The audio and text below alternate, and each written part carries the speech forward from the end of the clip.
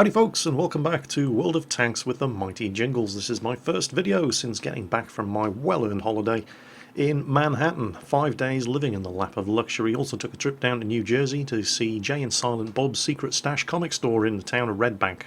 But I'll be talking all about that in next week's Mingles with Jingles. For now, I've just got time to push out a quick video.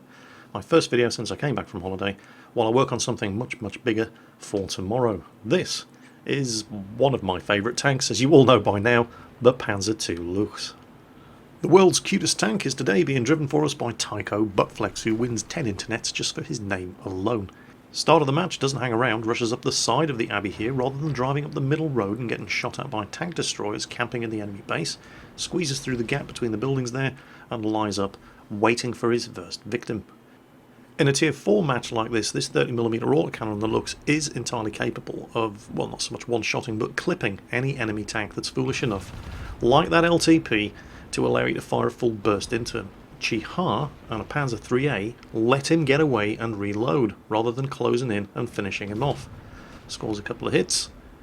Panzer IIIA comes up, he's out of ammo, he had to spread his fire between the Chi-Ha and the Panzer IIIA, didn't have enough firepower to kill them both, but they've let him back off and reload.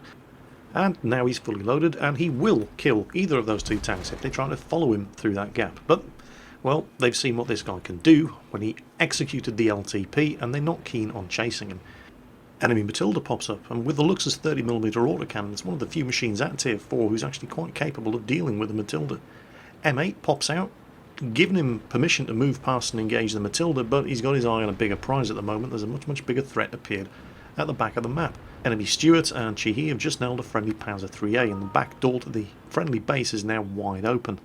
One shot is all it takes to nail the Stuart, empties the rest of his magazine into the Chi-Ha, who then backs off and bounces a return shot from the Chi-Ha. Meanwhile, over at the other back door into the base, a Panzer B2 has just rolled right in, nailed a base camp in M2 medium, while artillery makes a run for it but doesn't get very far. Closes in, finishes off the Chi-Ha. It's not looking particularly good, is it? There's only 4 of them left. The team's just lost 4 tanks in the space of 10 seconds. The Panzer B2 is now sitting in the base, although he's not trying to cap. Matilda went back and tried to defend, but the B2 finished him off. There's also a Chi-Ha coming up behind the B2. And so our hero in the Luchs heads back to see what he can do. There's the B2, trying to focus his fire on the M8, who at that point was the only member of our team that had been spotted. The M8, of course, in trouble as a Hetzer coming around, and rather than hanging around there waiting for the Chi-Ha, who was behind the B2, to come up after him, he goes to support the M8. The Cruiser 2 has just died, there's just him and the M8 left, and that Hetzer's going to be trouble, but as he turns around to shoot at the M8, he's able to finish him. It's only a short reprieve for the M8, however, as the enemy Sexton artillery gets his second kill of the game and finishes him off, which means that Tycho Buttflex here is now the last tank left on his team. For some bizarre reason, the M8 driver then starts cursing at Tycho here, because it's totally the Luchs' fault that you got shot by artillery, isn't it? I don't know, reasons. Anyway, he is now the last tank left on his team, and he's got 4 enemies to deal with. So, decision time. If he goes after the Chi-Ha, who was rolling into the base with the B2, and is probably the one capping, the enemy M8 is likely to be in a position to support him. The T-28, however, there he is, miles away from any support. Unloads into the T-28, pulls back to break line of fire behind the rock while he reloads, but he doesn't sit still when he reloads, because you can guarantee that Sexton, and there it is going to be trying to kill him. The T-28 makes a smart play here. He knows he's going to die if he tries to face off with 83 health against a mostly full health Luchs, so he tries to lead him back towards the guys who are capping.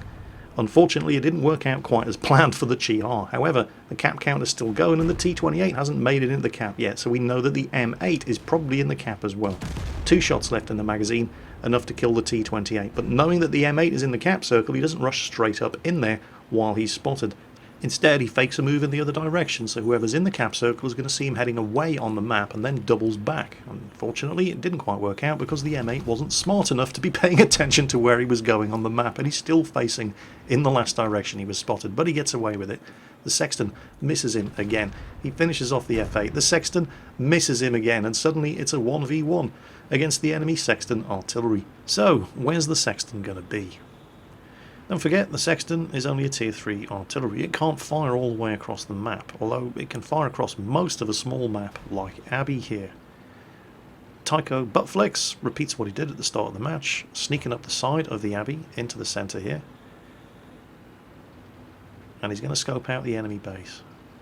There's not as much concealment up here as there used to be. This used to be a prime camping spot for scouts.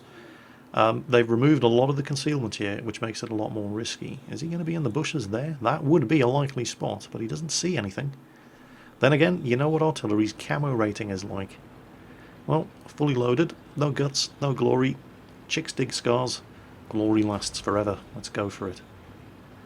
Turns out the Sexton has actually done what is probably the smartest thing possible under the circumstances, and he is camping right at the back of the cap circle, and he's waiting and going to try to shotgun Tycho Buttflex as he comes in, trying to cap. But Tycho, well, he's not dumb enough to fall for that one.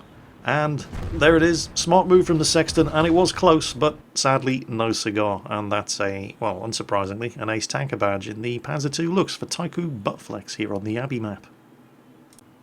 And that's it for today. I realise it has been a very, very quick video. Consider this an emergency video. I wasn't actually planning on doing a video at all today. I was going to spend the entire day working on something much bigger and much better for tomorrow, and I'm still going to do that, but I figured, what the hell.